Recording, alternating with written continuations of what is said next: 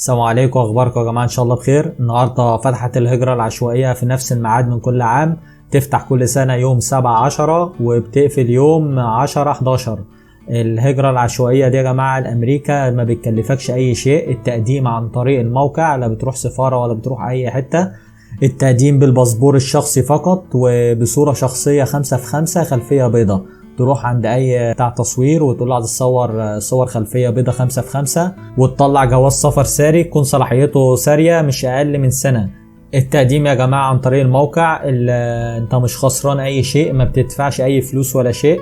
امريكا يا جماعه عامله برنامج الهجره ده، بتستقطب كل سنه 55,000 شخص من مختلف الجنسيات حول العالم. طبعا اللي بيكسب يا جماعة ان شاء الله وبيسافر هناك امريكا بيتعامل نفس معاملة المواطن الامريكي في كل شيء، في كل الحقوق والواجبات، سواء تأمين، دراسة، صحة، اي شيء زيك زي المواطن الامريكي، ما عدا حق الانتخاب فقط وجواز السفر الامريكي، دول ما بتاخدهمش، يعني الحاجتين دول بس. انما اي شيء تاني بتتعامل نفس معاملة المواطن الامريكي بالظبط. طبعا بتقدر تقدم بعد 5 سنين على الجنسية الامريكية، ولو استوفيت الشروط اللي بيبقوا حاطينها هناك وبتنجح بتاخد الباسبور وبيبقى ليك حق الانتخاب وجواز السفر الامريكي وكل شيء. طبعا يا جماعه عشان ما اطولش عليكم، هنفتح متصفح مثلا جوجل كروم. حاول يكون متصفح، يعني حاول تفتح متصفح عندك في الجهاز، سواء الموبايل او الكمبيوتر او اللاب او اي شيء، يكون خفيف ويكون النت سريع، لان الموقع بيبقى عليه ضغط رهيب، يعني ناس كتير جدا بتقدم. هنكتب هنا في البحث موقع اللوتري، هنضغط انتر. هنختار اول خيار اللي هو dvprogram.state.gov، وهسيب لكم برضو رابط الموقع في الديسكريبشن تحت، ممكن تدخل عليه على طول. فتح معانا الموقع يا جماعة، دي واجهة الموقع بالظبط. هنا اول حاجة دي التعليمات اللي انا هقولها لكم واحنا بنسجل المطلوب بالظبط والكلام ده كله. هنا برضو تعليمات الصورة، هقول لكم برضو الصورة، برضو لما نيجي عند الصورة هقول لكم الصورة المطلوب فيها بالظبط. هنضغط هنا على الزر الاخضر ده انتري، هندخل كود الكابتشا ده يا جماعه، وندخله حروف كابيتال يا جماعه مش سمول زي ما مكتوب بالظبط. بعد كده سبميت، هيفتح معانا الموقع على صفحه تسجيل البيانات زي ما احنا شايفين كده بالظبط. حاول يا جماعه تجيبوا الباسبور وتنقل منه البيانات بالظبط، حتى لو اسمك مكتوب غلط في الباسبور وانت شايف ان هو غلط مثلا، انت ما بتكتبوش بنفس الطريقه دي، لا اكتبه بنفس الطريقه المكتوب في الباسبور، لان ده المعترف بيه ان شاء الله. لو نجحت ورحت السفاره ده اللي هيبقى معترف بيه في البيانات بتاعتك. اول حاجه معانا هنا يا جماعه لاست فاميلي نيم. لاست فاميلي نيم يعني اسم العائله، يعني انت مثلا اسمك احمد السيد محمد فهمي، تمام؟ اسم العائله بتاعتك ايه؟ الاسم الاخير فهمي. هتكتب هنا اول حاجه خالص فهمي. فيرست نيم ده اسمك انت ايه؟ احنا قلنا احمد السيد محمد فهمي، انت اسمك ايه؟ احمد، اول اسم. بعد كده ميدل نيم ده الاسم الاوسط، احنا قلنا احمد السيد محمد فهمي، يبقى الاسم الاوسط ايه؟ السيد محمد. هتكتب هنا السيد محمد. كده فهمنا يا جماعه. الخطوه دي مهمه جدا، لازم تدخل البيانات مظبوطه، عشان حتى لو نجحت ورحت السفاره بعد كده ممكن يقابلك مشاكل كتير هناك في السفاره، لان اسمك هيبقى غير مطابق لنفس المكتوب في الجواز السفر بتاعك. فحاول تكتب البيانات مظبوطه بالظبط زي ما انا فهمتك كده بالظبط. بعد كده هنختار الجنس هنا ميل، ولو فاميل تكتب فاميل، يعني لو واحده بتسجل تختار فاميل. بعد كده هنكتب تاريخ الميلاد. تاريخ الميلاد هنا بيتكتب ازاي في امريكا؟ امريكا عامه بتكتب الشهر الاول، تمام؟ هتكتب الاول الشهر اللي هو المانس، مثلا شهر 5، تمام؟ داي اللي هو اليوم 3 مثلا. السنة مثلا 1900 مثلا 85، تمام؟ هتكتب أول حاجة الشهر، بعد كده اليوم، بعد كده السنة. في النقطة رقم 4 يا جماعة هنا بيقولك مدينة الميلاد بتاعتك إيه، تمام؟ هتكتب مدينة الميلاد بتاعتك اللي مكتوبة في شهادة الميلاد بالظبط. يعني أنت مثلا مواليد القاهرة تكتب القاهرة، اسكندرية تكتب اسكندرية. هنكتب كايرو مثلا، دي المدينة اللي انت اتولدت فيها. بعد كده يا جماعة بيقول لك هنا في الخطوة رقم 5 البلد اللي انت اتولدت فيها ايه، اسم البلد اللي انت اتولدت فيها. يعني مثلا انت مصري اتولدت في السعوديه وشهاده الميلاد بتاعتك مثلا من السعوديه، تمام، تكتب هناك السعوديه. تمام. انت مصري مولود هنا في مصر، تكتب ايه؟ تختار مصر، البلد اللي انت اتولدت فيها. يعني مثلا ايجيبت. او لو انت مصري مثلا وعايش دلوقتي في السعوديه، ما تكتبش السعوديه، اكتب البلد اللي انت اتولدت فيها. هنيجي هنا يا جماعه الخطوه رقم 6. هنا بيقول لك يعني انت بلدك مؤهله للهجره لامريكا. طبعا هي هنا على ايس، فهتسيبها زي ما هي. يعني انت من ضمن البلاد المؤهله للتقديم على الهجره، ده المقصود بالخطوه دي. هنيجي هنا يا جماعه الخطوه رقم 7. هنا معلومات الباسبور، هتدخلها من الباسبور زي ما احنا كتبنا فوق في الاسم بالظبط. هنا لاست فاميلي برضو، اسم العائله برضو فهمي، احنا كتبنا فهمي. فيرست نيم الاسم، اسمك احمد. ميدل نيم قلنا مثلا السيد محمد.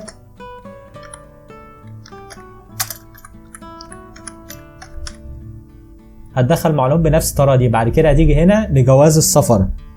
جواز السفر مثلا هتكتبه بالظبط بنفس الحروف اللي مكتوبه فيه او ارقام، اكتب كله.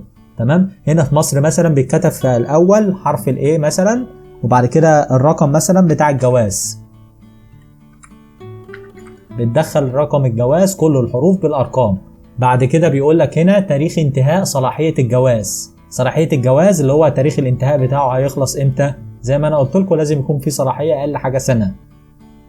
هنا بتختار الشهر، شهر مثلا 8، اليوم 4، السنة 2026.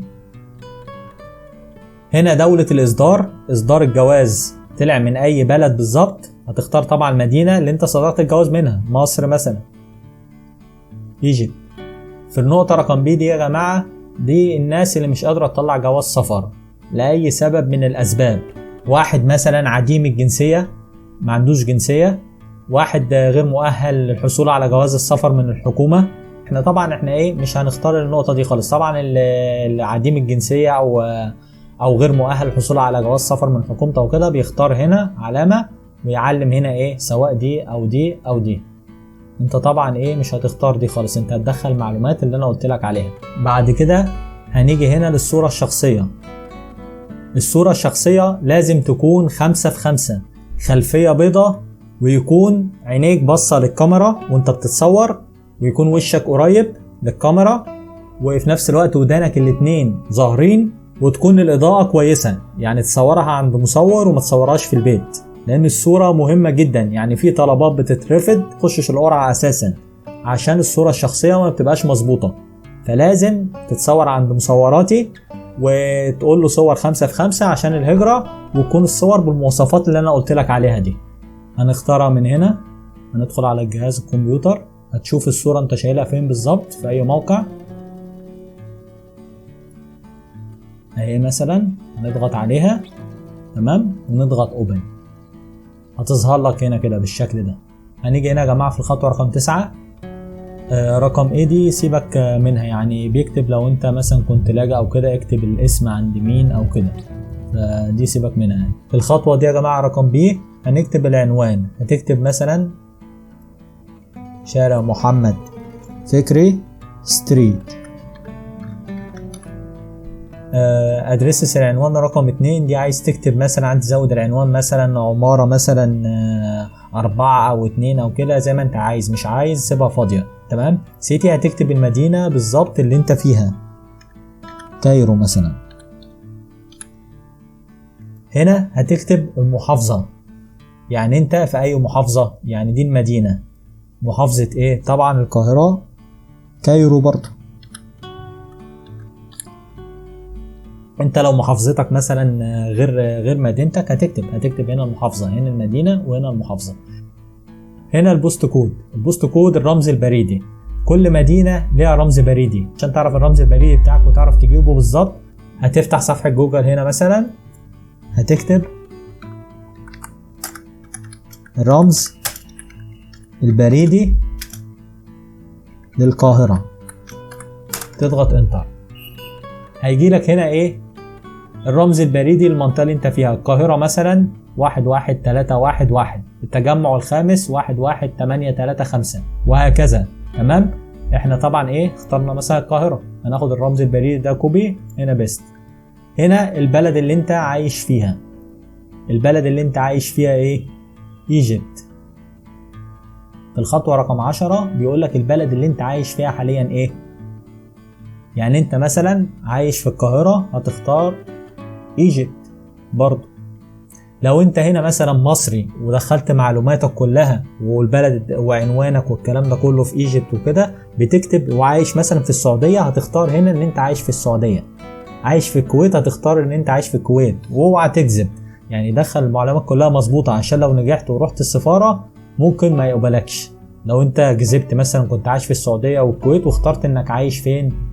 في مصر. فانت هنا بتكتب في الخطوة رقم 10 البلد اللي انت عايش فيها حاليا. احنا اخترنا ايجيبت. هنا في الخطوة رقم 11 رقم الموبايل ده اختياري، انت بتدخله، يعني دخله عشان لو نجحت او كده ما عرفوش يوصل لك، انت ما دخلتش شفت النتيجة مثلا حصل اللي حصل، ممكن ايه، ممكن يتصلوا بيك او كده يعني ان شاء الله. بتدخل مفتاح البلد بتاعتك، وبعد كده بتدخل الرقم التليفون بتاعك ايا كان بقى الرقم. بعد كده بتدخل هنا الايميل.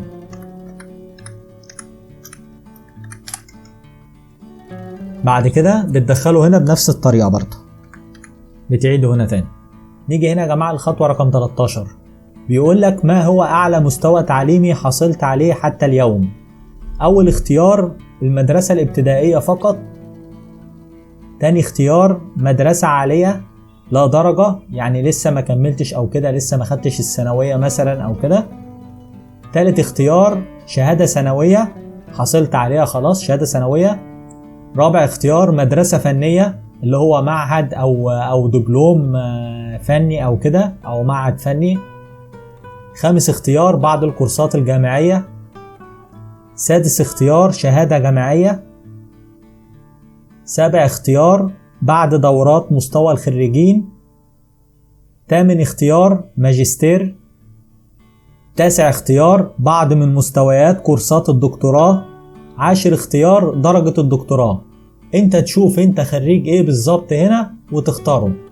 يعني مثلا لو خريج مثلا معهد فني او دبلوم فني هتختار رابع اختيار ده. هنختار مثلا خريج ثانوية عامة مثلا.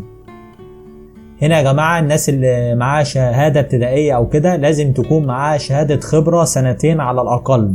تمام، شهادة خبرة رسمية 2 على الاقل. تمام، عشان تعرف تفاصيلها او كده خش على الموقع ده، خش على الموقع ده وترجم وافهم بالظبط التفاصيل ايه. ده بالنسبة للشهادة الابتدائية فقط. لازم يكون معاك شهادة خبرة عامل ماهر، انت عامل ماهر مثلا، ويكون معاك شهادة خبرة 2 على الأقل في الحاجة اللي انت بتقدر تصلحها، يعني بسيطة يعني تقدر تصلحها ان شاء الله. هنيجي هنا للخطوة رقم 14.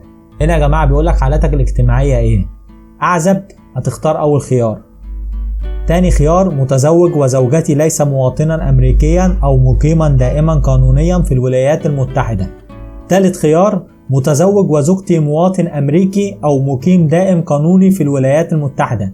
يعني انت لو مثلا زوجتك أمريكية أو كده ومقدم على الهجرة العشوائية وهتختار دي، ان زوجتك أمريكية ومقيمة إقامة دائمة في الولايات المتحدة. رابع اختيار مطلق أو مطلقة. تمام، هيختار رابع خيار. خامس خيار الأرامل، هتختار خامس خيار أرامل لجوزها متوفي أو اللي مراته مثلا متوفية أو كده، هتختار هنا ايه الأرامل.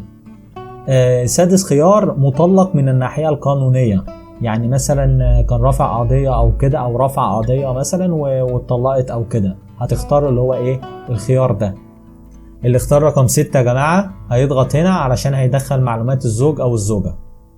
تمام، على حسب بقى اللي مقدم.